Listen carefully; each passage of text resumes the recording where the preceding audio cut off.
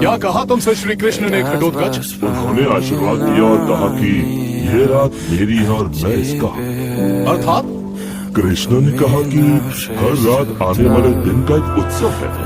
रात भयानक भी है और सुंदर भी।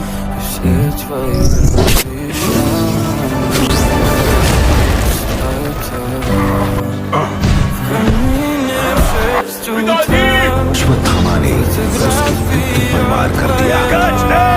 छोटे राक्षस का बलिदान